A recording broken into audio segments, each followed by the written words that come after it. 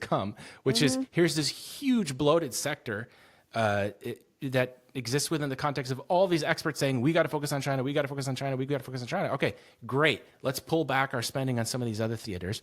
Nope, sorry, can't do that because whatever national security threat boogeyman is going to jump out and get you. So then what does that leave us with?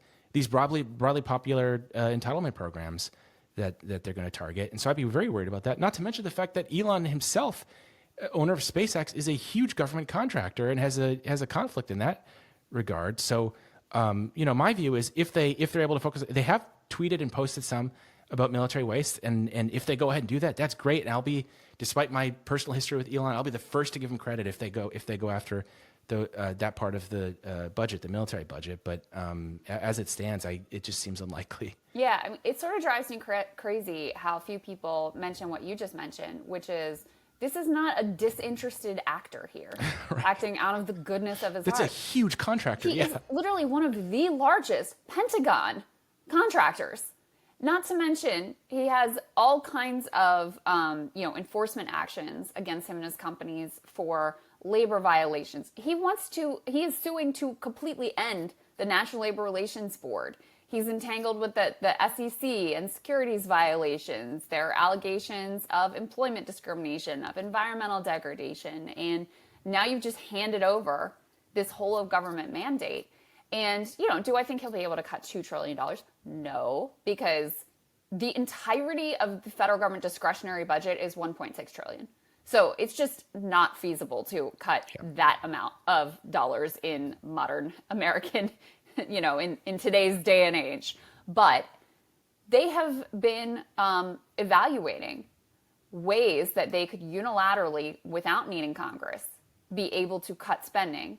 They think, they have this theory that while, yes, of course, Congress has the power of the purse, that the executive is not obligated to spend all of the money that is appropriated, meaning that they can just cut and not spend whatever that they really feel like it.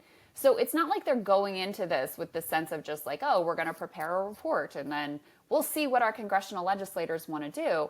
No, and they also have this idea that Vivek has floated that any program that hasn't had its funding officially reauthorized, and we're talking about things like veterans healthcare, that also could be just, completely cut or, cut to the bone, etc. So it seems to me like they are quite serious about some of these things. And Elon is not economically aligned with, the branding image of Trumpism. Elon is like a fan of Javier Milei and these like anarcho-capitalist types. Right.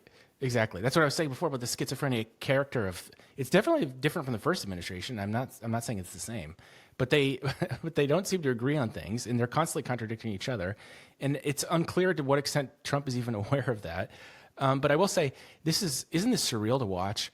Right at the heels of the Pentagon's 7th failed audit in a row, and then right after that being like, oh yeah, anyways, entitlements, we got to get those. Like, right. Well, and not to mention, they just passed, didn't they just pass a new defense budget through the House, which is like unprecedentedly gigantic, and suddenly all these Republicans who will pretend on Twitter like they're in favor of defense cuts, they just all vote for it. That's why I just can't take it seriously at all, because there's zero evidence.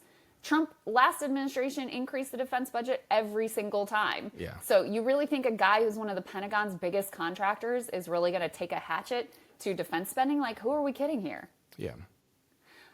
Ken, tell people again where they can find your work and support the incredible journalism that you do. Just Google Ken Klippenstein Substack and take a look at all the documents that we've been describing here.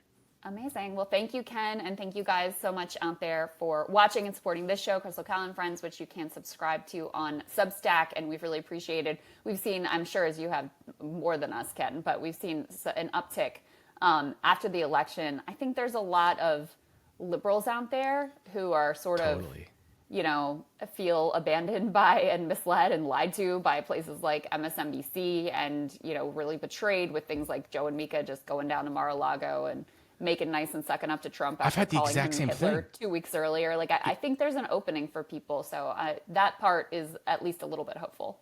Yeah, it's so interesting to see these outlets saying, "Oh, this is a disaster." I think MSNBC. There was just a story out about MSNBC today, just hemorrhaging viewers, and it's like it's going great for me. I don't know what you're talking about, and I really do think. I mean, their inability to look at themselves in the mirror and say, hey, maybe I have some role in why things for me are not going well. It's just stunning.